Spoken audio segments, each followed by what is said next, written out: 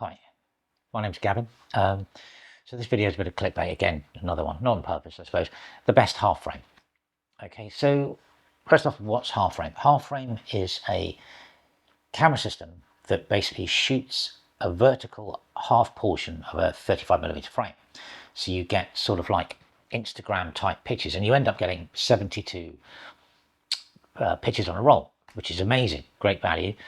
Now, these becoming very popular in the 60s, and the 70s, and the 80s, sort of because obviously you wanted to get more from your film, carry less film, and it made the cameras incredibly compact. Now, Olympus made amazing half-frame cameras. There's a whole range of Ricoh, loads of people made half-frame cameras, and they were very successful. Obviously, the resolution's half, but they're great. You know, they made the cameras even smaller than they could be, and you didn't have to carry so much film.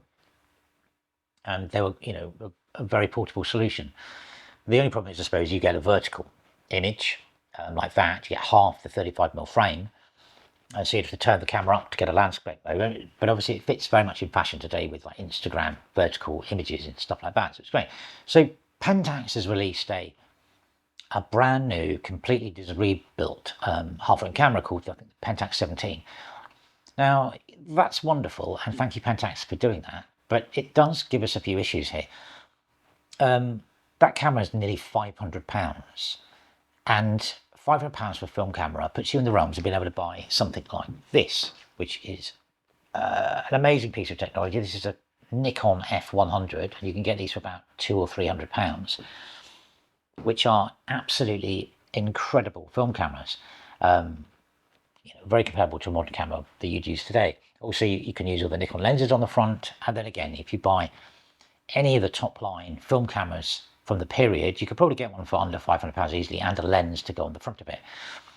So what are you getting? You're getting a brand new half frame camera. Yes, it shoots 72, which is great.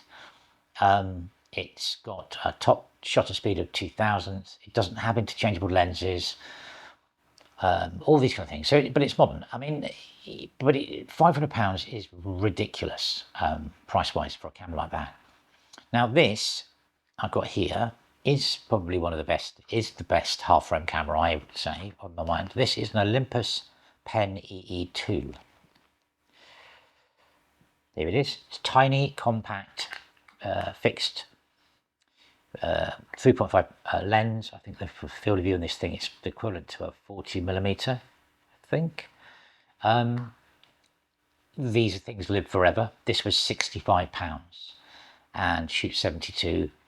So for the cost of that Pentax camera, I could fundamentally get 5 of these, and they'd live forever. They've got a selenium cell on the front. The one I'm really fond of this was used by the Pennies, were used by the American Special Forces in Vietnam for bomb damage assessment. And so I don't know where this one came from, but this could have been in the pocket of some Mac SOG-V Special Forces guy as he trekked across the border, taking photographs of what the B-52s had done to the Ho Chi Minh Trail. So they're very robust cameras, and they've got a great history to them. I mean, but there's tons of the Pen EE cameras. But they do have great lenses. They're still available. They're actually quite easy to fix. They will die over time. The selenium cells don't live forever. But I mean, if you really wanted to get into half-frame photography, you could just get one of these off of eBay for £50, £60. All the same mechanisms are in place in this as that new Pentax camera, which is like, basically there's a fixed focal length, all to do with what aperture the camera's sort of shooting at that moment. You know, this doesn't have a focusing system at all. It just has basically a film speed ring on the front, and off you go. And then you just press a button and you shoot.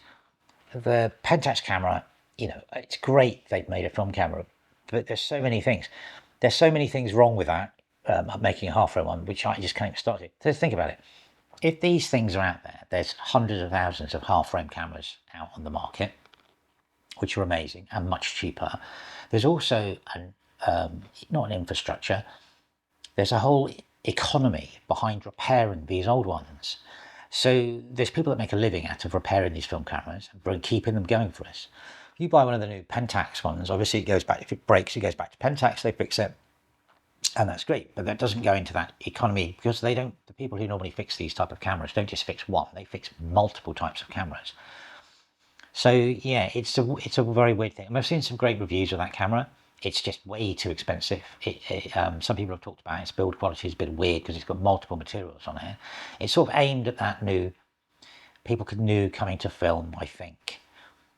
That want something really, really simple. I don't think you can get much simpler than this. This has literally one control, and you just press the button. It has 2 shutter speeds. Press the button and off you go. And it's way, way smaller than the other one. It fits in your pocket. So when it comes to the best half frame camera, it's not really going to be the one that, from my view, the Pentax one, and I love Pentax.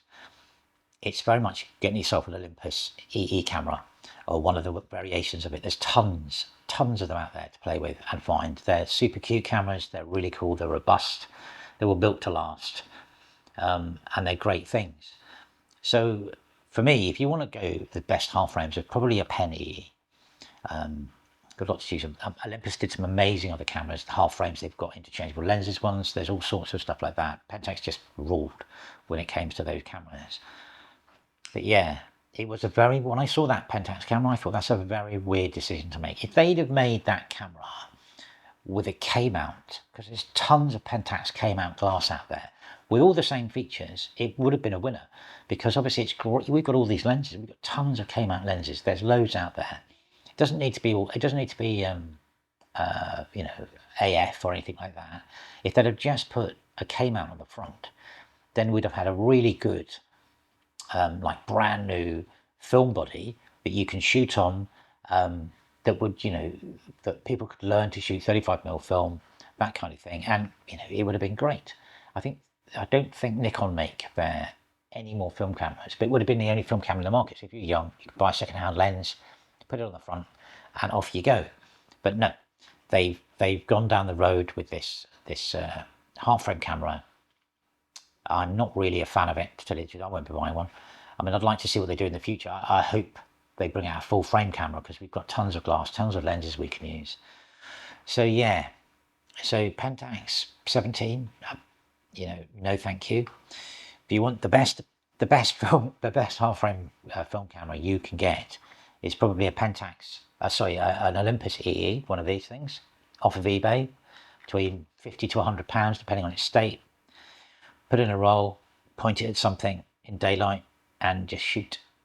If it was good enough for the troops in Vietnam, I tell you what, it's good enough for wandering around Shoreditch on a Saturday afternoon, isn't it? Anyway, thanks for watching.